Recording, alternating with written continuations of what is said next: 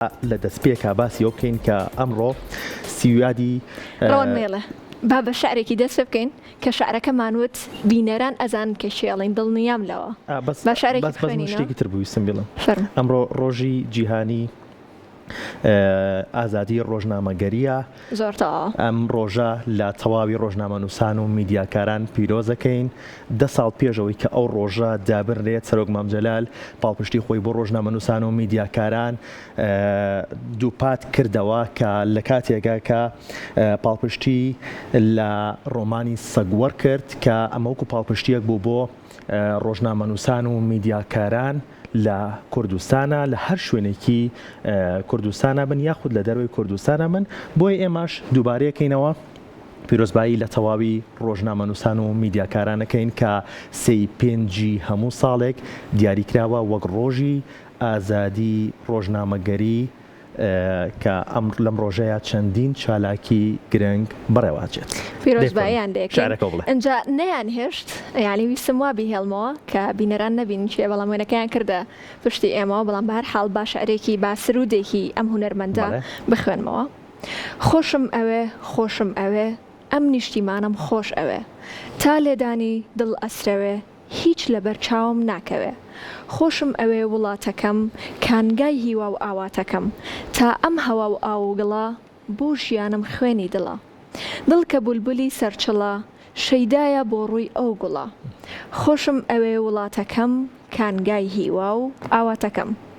ماوەی 20 ساڵتەیە پاڕێت بەسەر کۆچی دوایی هونەرمەند ئیبراهیم خەیات کە لە سەی 5 ساڵی 2025 کۆچی دوایی کرد و ئەم هونەرمەند 2005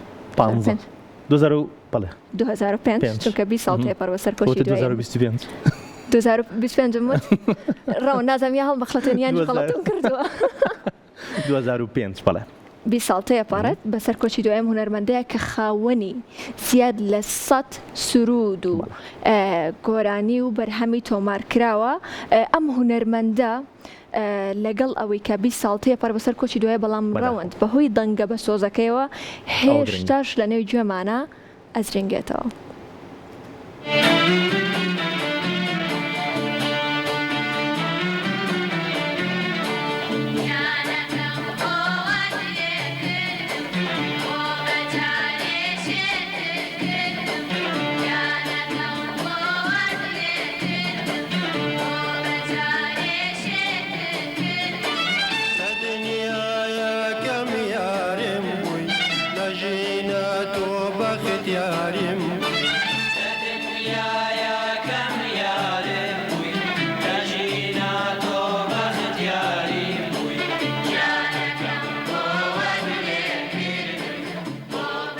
ئەمڕۆ 20 ساڵ بەسەر کۆچی دوای هونەرمەند ئیبراهیم خەیاتدا تێپەڕێت.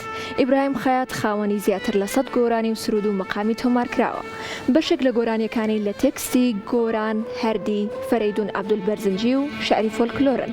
لە دیارترین بەرهەمەکانی جەژنی کوردستانە خۆشم دەوێی وڵاتەکەم چاوەکانت بۆ ڕەنجەڕۆت کردم ئامان لەو قژە زەردا لەژێر ئاسمانی شینە.